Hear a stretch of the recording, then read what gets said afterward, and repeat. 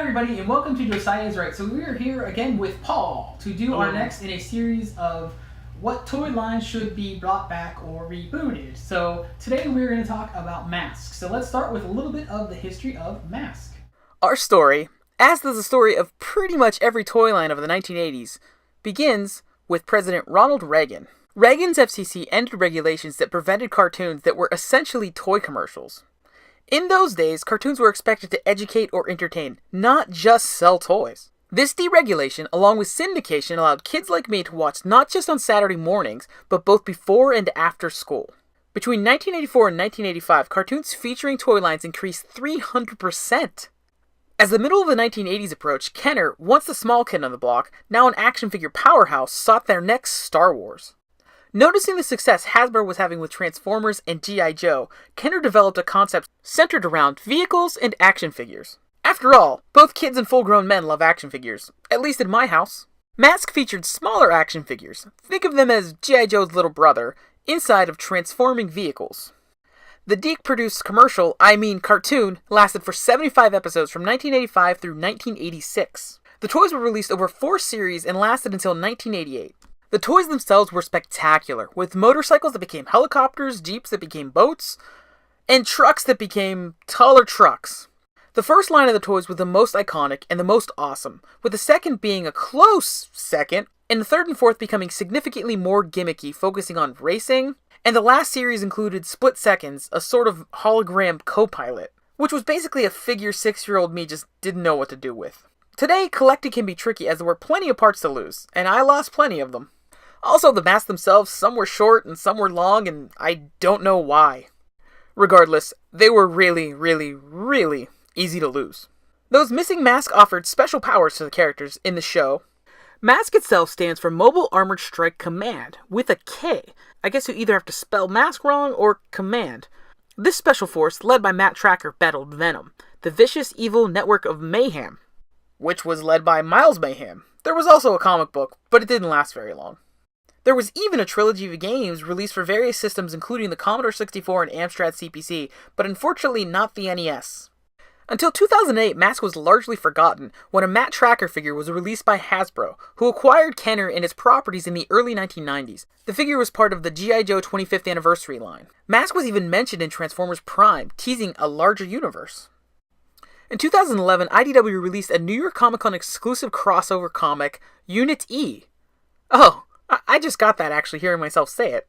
Mask crossed over with Micronauts, and for some reason Battleship and Candyland, among others. In 2015, Hasbro then announced a big shared toy movie universe, for some reason thinking it'll be just like Marvel's.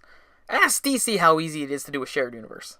In 2017, Hasbro released the crossover we actually want, at least in comic form, with Mask encountering the Micronauts, Action Man, Visionaries, ROM, G.I. Joe, and Transformers. The best part? We got a new Matt Tracker figure, which was part of the IDW Hasbro Revolution box set that I was lucky enough to get at Comic-Con in 2017. The once consistently Caucasian Matt Tracker was now African-American and described as Elon Musk meets Idris Elba, an engineering genius and intellectual bad boy. Which to me sounds a bit like Tony Stark. They really want a shared universe. The movie has been on again, off again for the last few years, but as of April 2018 seems to be on again with Gary F. Gray directing. If we do get a live-action feature film, we'll certainly get some new toys. Hopefully, they'll also release some retro-style toys again. I could use a bigger vehicle to fit that Matt Tracker action figure. Wait, can movies also be toy commercials? Maybe I should ask George Lucas. Mask. So that is Mask. So first up, what did you have toy-wise, Paul? I actually only had one toy of them. Now, I'll say this. I had a lot because of my brother, so we had a lot of them. Yeah, I had the, it was like a pickup truck. We had the truck. That was my favorite one. That's all. And I was like, I got him because it reminded me of Optimus Prime. I was like a really big Transformers fan. Yeah. I just love Mask because I just love the whole concept of like something transforming into something else. Yeah, and it's like basically like they don't transform like Transformers if you don't know Mask. They just like, it's like basically they look like normal vehicles. They become super awesome like cars and things like that. So I personally had that truck, and again, I had these because I have brothers, so we had a lot more. I always wanted the big, like, base playset thing. That was like my sort of lusted after great giant toy. I had the green like helicopter, the bike that converted into a helicopter. It was like a motor. I had a bad guy that had like a different kind of motorcycle that became like another flying vehicle, more like a plane. And that actual figure, I wish I still had. He was my favorite small individual figure. We had a 57 Chevy style that would like raise up and like had like a cannon that came out of it. We had the Camaro one, which was like the main. I think it was Matt Tracker was the main guy. It was his car. That like we had that car. Something like Lamborghini or something like that, or like. Or Corvette. A Corvette or something. Yeah, like it's like a very 80s, like the 80s version of that car. And it became like, it had wings. It would like the doors would become and wings. Flip up like. It would fly and shoot cannon, that kind of thing. And then we had a bad guy that had like a Jeep. Which that was I recently found one I got it for $25 and I sold it for $25 on eBay, and I wish I hadn't sold it, but I was like, I'll sell it for that. Like and it didn't have a figure; it was just the Jeep. And that's all I can think of. I'm sure we had more because, like I said, this was with my brother, so we had a good collection of Mask toys. Like it was a pretty good set between. I have 3 older brothers, and 2 of them are pretty close to my age. They're like the oldest is 7 years older than me, and then so in between like steps of like 2 years, so we're all relatively close in age. So at that age, there's a lot of overlap with toys. So we were all playing with the same thing. So I don't know what belonged to who. I remember getting both of them, at least the bad guy motorcycle toy, for like a birthday or something. So I know that one was mine, but the rest were probably who knows whose. But that's what we had. So we had a pretty good set. So they were, I liked them because you had, like, it was similar to G.I. Joe, where great vehicles, but, like a smaller figure. And for some reason, there was an appeal to that scale of figure, the smaller size, for me anyway. So what do you think? Yeah, I mean, I always kind of put that little figure in with the G.I. Joes that I had. It's like, this little guy. I know, they're like, hey, it was his brother. dwarf. Yeah. Like he was, but he was powerful with some. And then I would make like the truck. He would be like Optimus Prime's brother that couldn't quite transform right. And it was like, I don't know why I did that. Like, I remember when I was playing with my cousin and we had like some storyline where they couldn't transform anymore, right? And so the truck was like Optimus Prime, he couldn't transform and he was trying really hard. Yeah. And we make these sound effects like the. Like a sort of like, but like the, kind of rest like that. Couldn't quite make it. Like Megatron did something to him, and then he couldn't transform. And so, yeah, I like the fact that you can integrate into both, playing G.I. Joe or Transformers. But I love I wish I got more of them, but I couldn't find them that often. Like I really wanted the Corvette, but I could never find it. Yeah. I mean, we had, I don't know, like, I can't recall how we got what we got, obviously, but we had, between us, it was a decent, like, it was probably one of those things where one Christmas, we each got one thing, so therefore, boom, with 4 boys, and I'm assuming Jason got one as well, which is possible. He was probably on the edge of playing with toys at that point, but he, would have got one. Jake, my brother, would have got one. Josh would have got one. Then you get one for me, the little baby brother, as well. So we all, right there, you have a good like set of action figures. You have like a very playable set. Like if we all got like one of those cars, that's pretty solid. 4 vehicles, which is probably how it went. I'm assuming because like, how it is when you have multiple kids. I only have one, but with my siblings and things, like if one gets something, the other has to have it. And I know that was the way it was when we were growing up. Like. For all boys, like if he had one, I wanted one too. Like, it didn't matter if it's his birthday party. I want one. So, but and a lot of it was like my cousin. Whenever he would get a Transformer, like Soundwave or something, like I would want that one too. Yeah, and he was like 4 years older than me, and and especially like being the younger brother, like having an older cousin, it's the same thing. It's like what they like, you're into that too because they are cool. Yeah, you just want to fit in. You later learn they're not cool at all. Yeah. My brothers are so uncool. No, I've surpassed my cousin in a number of ways. So much cooler. Yeah. One thing we could describe us as is definitely not cool, but anyway. Cool. So what happened? What happened to the toys? Do you still have your Max? I think I just lost it. Yeah, I don't think. Yeah, I like I said, I sold the one I found at that thrift store, yard sale. It was at a yard. It was at a swap meet, I think. Actually, my parents would do this thing where they would take the the stuff I was playing with, box it up and donate it. So it might have been one of those toys. It just got donated. Yeah. Well, a lot of toys too. Whenever I was a kid, we would give them to my younger cousins. So once I was done playing, my mom would similarly give the toys to my younger cousins, and there would be things that I remember when I'd go to their house, I would see it and be like, dang, I wish I still had that. Like, I remember a lot of my Captain Planet went there. I assume at least some of the mask toys ended up there. Like my G.I. Joe, certain things that, there's certain things you see here that I still have that wouldn't end up doing that. But there's certain toys that were given away like that to my cousins because, oh, Josiah's done with these. They've gone through all the boys. Here you go. Or actually, you know what? In kindergarten, I was like the kid that would always bring my toys with me, and my teacher said, "Hey, if you bring your toys in, I'm going to take them from you." But I'd still bring toys anyway. So this teacher has an awesome collection now. And she said at the end of the year, after kindergarten, like she would give them back, but she never did. And my parents went back to but they never got them back. Like I don't know what she did with them, but maybe it was like a castle or something. But I brought all kind of I brought Jetfire, I brought all my favorite Transformers, any favorite figure with me, and she's banging next to you. Oh, you want to cut? Go ahead, pick back up. Okay. So I would always bring, my favorite G.I. Joe or Transformer or Mask with me. And then my kindergarten teacher she would take it. Yeah. Their name is Mrs. Seaman, actually. That sounds like an evil kind of scary name. No, she has I remember her because she was pale. If your name rhymes with demon, Yeah, she was pale and she had that strawberry blonde, faded strawberry blonde hair, and I always get so upset. Like the fiery pits of hell. Yeah, and then she would say, I remember specifically. She'd say, "Oh, you guys have to clean up, and we have to pick crumbs out of the carpet." And if I look from the corner, there's a vacuum cleaner, and we're like, "What?" Anyway, I'll do it. Can I use a vacuum cleaner? I guess I was kind of traumatized, and I didn't realize this is all coming out of this video. We had no idea, Paul. I knew this. This is all an intervention. We're never going to post this. This is just an intervention so Paul can deal with this. She's been arrested.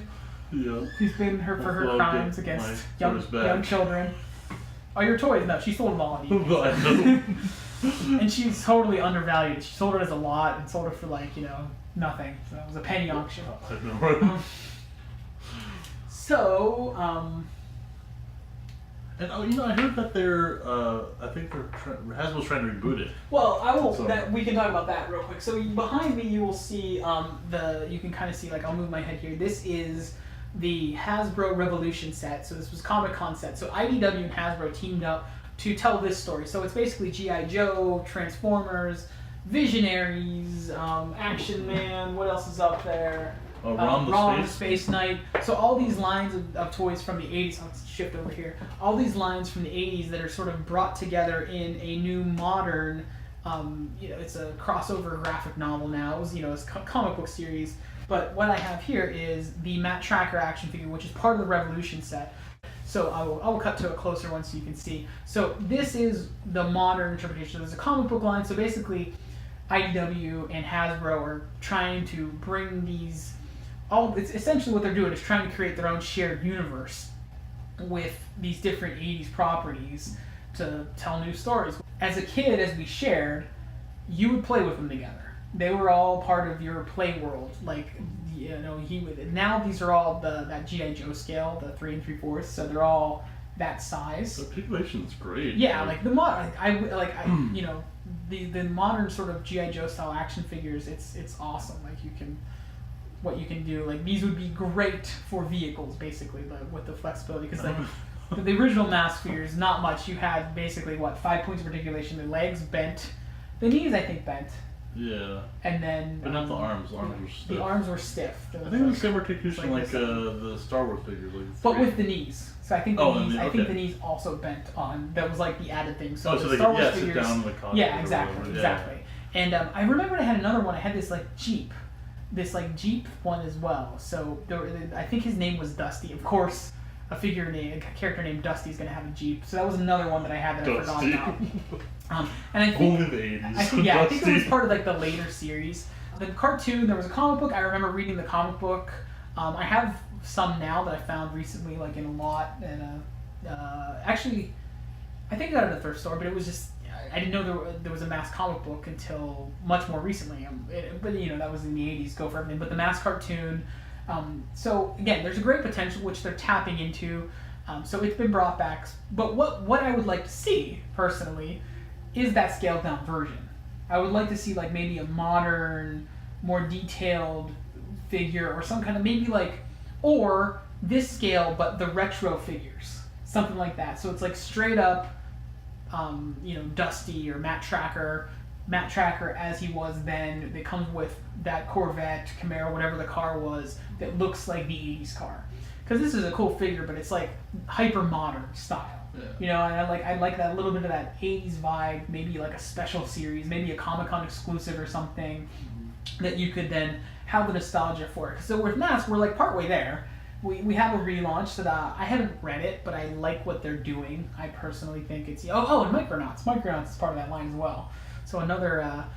And Micronauts, and there was a comic book for Micronauts and ROM. Those are really solid comics, actually, too.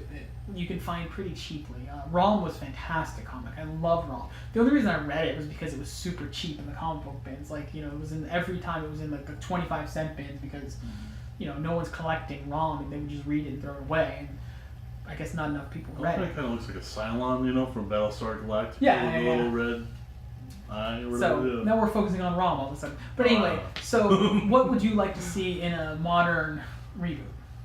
I mean, they could just... I think they could do like a live action movie with... no, that would be pretty cool. Make it like... It's almost like, think of it, it's like Transformers meets Fast and the Furious.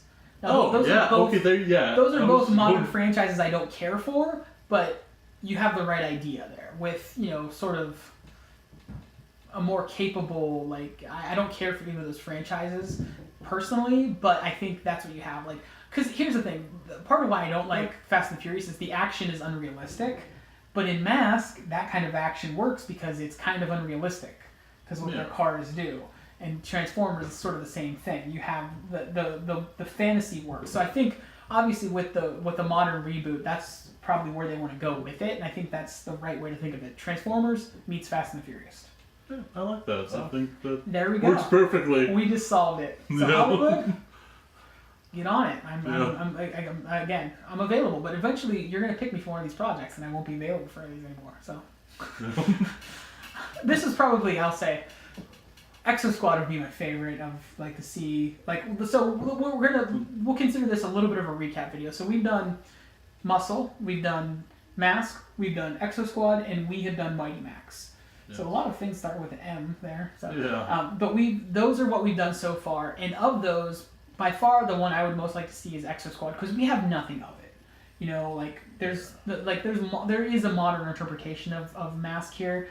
There's no modern interpretation of Exo Squad. I would love to see that most. How about you? Of those properties? Man, I would have to say Mighty Max is probably... That would be my second. So it's a close second. Yeah, I would love to see a revival of Mighty Max. It's just, I just love the toys, love the mythology behind it. I think it would make a great TV show, especially with Netflix. Yeah, exactly. Yeah, I think watch our Mighty Max video where we talk about that. I think the best potential for a revival is probably Exo Squad. There's like because the toys, I think, are probably of all the toys that we're talking about, I would say are the most amazing of the the reboot. Yeah, all of what we talked about. Yeah, I would say there's still like the mythology is great, and also the toys are great. Exactly. So you have both are at the highest level. Like some of the other ones, you have really great toys, like Mask, really great toys. The mythology's probably lower. Mighty Max. The toys are pretty great. Mythology's probably maybe even above the toys. But it's not on the same level. Yeah, it's not but with Exo Squad, they're both top level toys, top level stories. At the absolute highest level of that. So that will conclude, we'll consider that the conclusion of this series. We'll probably do more in the future. We actually have more on the list and more we want to add, but we'll consider this the conclusion for now of this series. So be sure to check out the previous videos on what action figure lines should be rebooted as not just figure lines, but as a whole bonanza of movies and TV shows and things like that. And maybe we'll talk more in detail about some of the aspects of that. Like maybe we could break down a potential. That'd be fun to do. Like what would a Mighty Max series look like? We can do those kind of things. But for right now, that is it. Thank you guys for watching. Be sure to like, subscribe, and comment. And we'll see you next time. Thank you, Paul, for visiting us. I will bribe you with more toys next time. Thank you for having me. Yeah. Bye, guys.